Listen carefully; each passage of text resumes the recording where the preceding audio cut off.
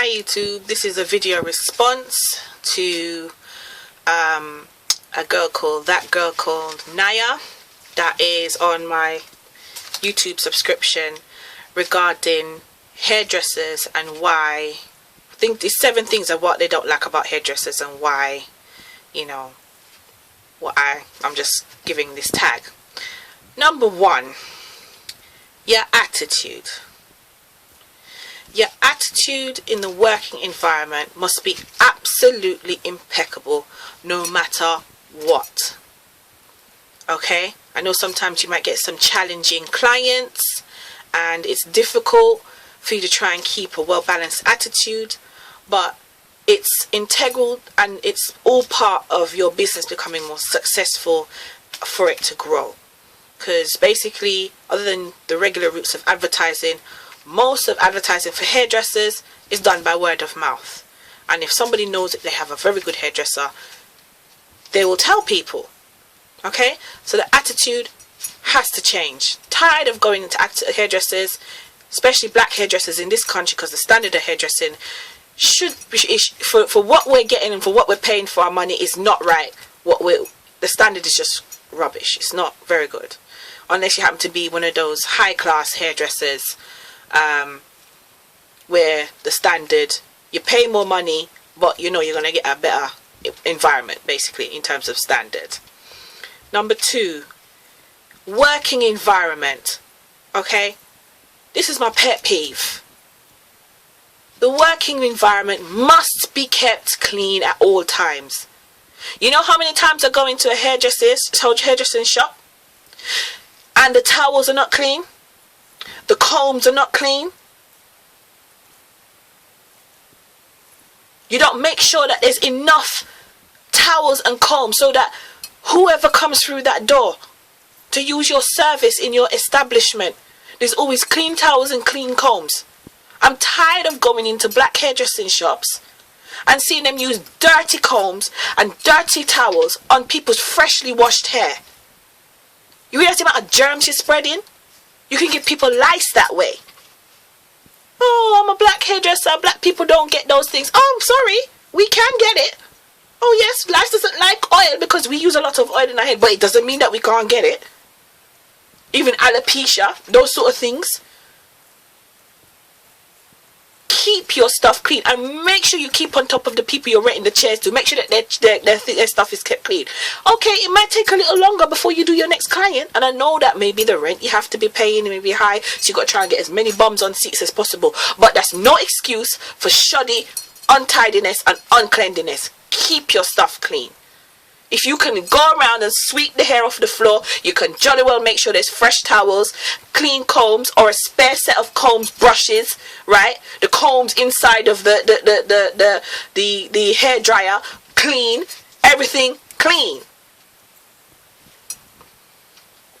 Number 3, make sure all your hairdresser's skills, I don't care if you're from top, middle, or the bottom end of the bottom run of the hairdressing industry, make sure their skills are kept up. Oh, I don't make enough to send my hairdressers to go and have them retrained. I'm keeping it real. I know some of you hairdressers, you're all cowboys. Well, no, not all of you. Some of you are cowboys. You got people working there, they ain't got papers, and I know that everybody has to make money, but at the same time, you ain't got papers, and you are working in the shop and you're calling yourself hairdressers. And I know you have to make money because you're in a difficult situation where you have to find a way to make money even though you ain't got papers. But my point is, you ain't got papers. Keep your skills up. You call yourself hairdresser until you get your paperwork sorted out. Keep your skills up. Don't come into the hairdressing shop and let somebody ask you, do you know how to do this style? And you look in the person's face and you say, yes you do. And when the end of the style finish now, the style looks nothing like what they showed them. I'm supposed to come into your store, right? Either show you a picture or say this or describe a style, and you as the hairdresser are supposed to be able to interpret what I have said. Or at least this is another one. I was going to make this number 5, but this is leading on to number 5. Be honest. If you can't do the style, Just be honest about it. Say, no, I can't do it. I don't want to mess up your hair.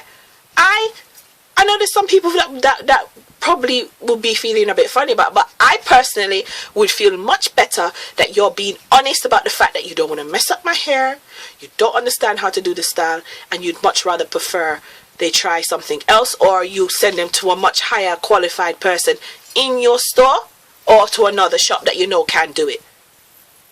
Alright, so basically that ties in number 5 and number 3. Be honest. Don't tell lies. Don't look in people and smile and say, yes, I can do the style, and when the end of the style finish, now you take their money and you don't know how to do the style and you're giving them shoddy workmanship. I've had that happen to me. My mum treated me once to a nice hairstyle. I said I wanted a nice Rihanna short bob, and that was when Rihanna was new. She was licking it in the music industry, but yet I come away with some ugly looking bob. The woman didn't even come and tell me, say, listen, the hair you're using is the wrong hair.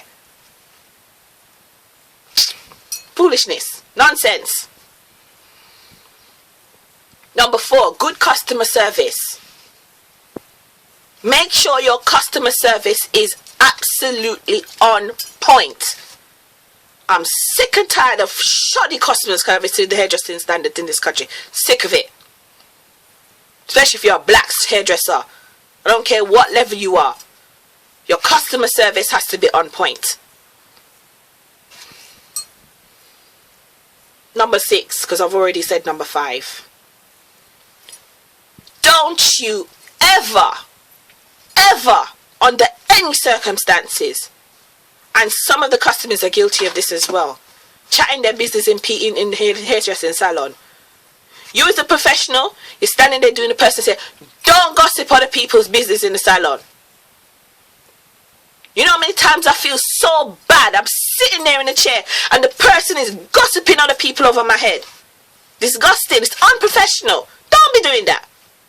Have a professional client hairdresser conversation. Give the client a good experience. Don't gossip the person and somebody else's business inside the store. That's wrong. And number 7, right? Don't overcharge somebody in the chair. I'm telling you, this one is the mother load for me. I'll give you an example. I went to a hairdresser's a long time ago, had my hair done, I was going away. And because my hair was taking long, I don't know what pressure she was facing because she had to pay the rents for that store, that space, that shop, whatever.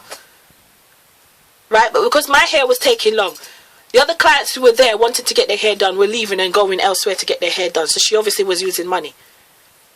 Don't you, as the hairdresser, regardless of whether you're owner of the shop, charge that person in the chair extra money for the clients that you lose.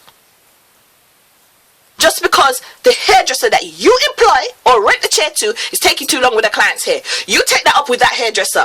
You tell her to try and increase her speed when she's doing people's hair and still maintain her level of accuracy and professionalism in the way that the hair and the style is executed.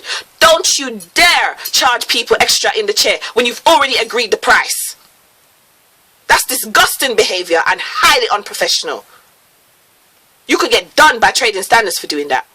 And trust me, what I should have done is taken the person to court. But you know what? Grace of Jesus. That's the only reason. That's all I say about that. But that's my 7. I'll leave it at that. Enough said.